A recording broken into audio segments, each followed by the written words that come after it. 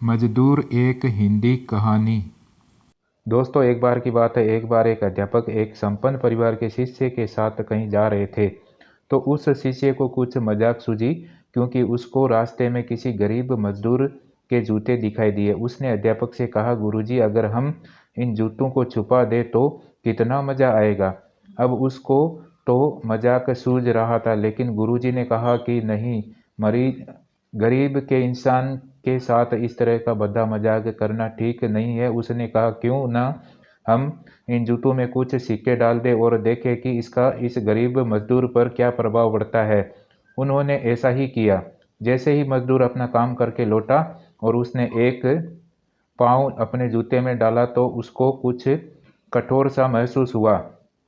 उसने अंदर हाथ डाला तो उसको कुछ सिक्के दिखे दिखाई दिए। वह थोड़ा आश्चर्य में पड़ गया। आसपास किसी को देखा तो कोई भी दिखाई नहीं दिया। वह वापस उसने दूसरा पैर अपने जूते में डाला और वापस उसको उसमें कुछ सिक्के दिखाई दिए। अब दोनों जूतों के सिक्कों को उसने अपने हाथों में रखा और प्रभु की तरफ इशारा किया, हे प्रभु, पता नहीं किस भले मानुस ने यह सिक्के मेरे जूतों में छुपाए हैं, लेकिन जिसने भी छुपाए हैं उसको मेरी दुआ है, ताकि इन पैसों से मैं अपने बच्चों को कुछ खाना और दवाइयाँ ला सकूं। और इतना कर वह चला गया।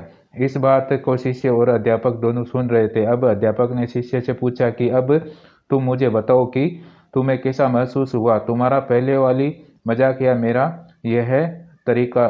तो उसने कहा कि गुरुजी, मैं आपसे क्षमा चाहता हूँ। अब मुझे समझ आ गया है कि सच्ची खुशी किसी चीज में है। जब हम किसी की मजाक उड़ाते हैं तो हमें कुछ पल का आनंद मिलता है, लेकिन इससे हमें बदुआ मिलती है। लेकिन अगर हम किसी की मुश्किल परिस्थिति में मदद करते हैं और जिसकी भी हम मदद करते हैं उसको भी नहीं पता कि हमने उसकी मदद की है, लेकिन अब अंदर ही अंदर हमें पता है कि हमने उस इंसान की मदद की है। यही सच्ची खुशी है।